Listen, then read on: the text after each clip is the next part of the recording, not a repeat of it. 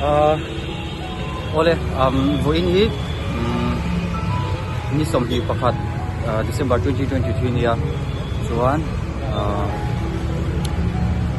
January 24 kan exam do na wang hanin kan ho chho le thu do sia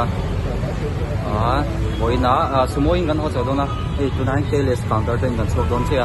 chuan keles counter tanga kan darli vela chuak tu kan nia darli vela kan chuak chuanin i naktuk dar rukvel ni tura ka ngaya kan thil chho te hun tu kha a cheng chi lawa kan tuan ka chuanin ole tun ba ki chu mu mal po khanin kan vlog tha thei tom si lawa baby habibi darli chuak tum kha kan nia se tu na hianin kan chau nu tu motor a ke che da wangin kan chau thei don lawa rin kan man lo dewa tu na hianin sumo kan hang mai ka sumo aro chenna kanin ro thei kan chuak thei ni mai ta ama ero chu motor ke sat sei lo chuan sim nei mai bo sia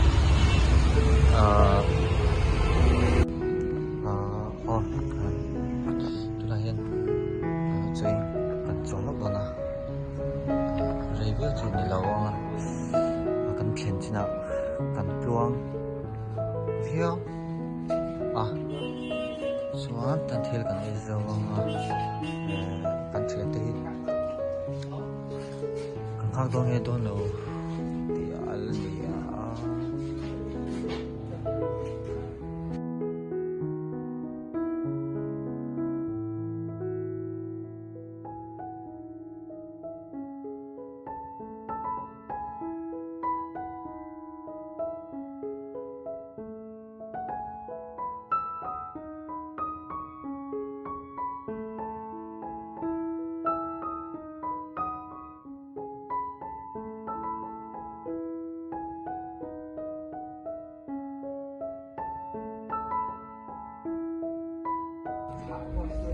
tu nãy mình cái là xuống ngõ cái nông toa chuan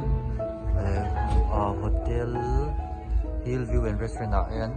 thing pui in kan cholok anga chuan kan om dei di don lawa an thing pui te kan hani in zo anga kan chuak le kha le don ni moi eng thop pup pup khup mai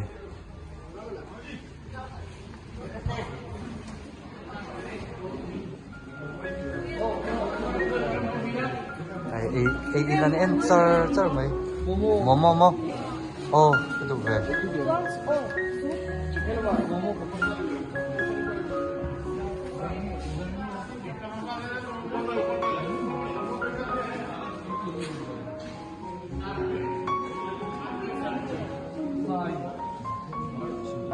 Kak, jangan super kat.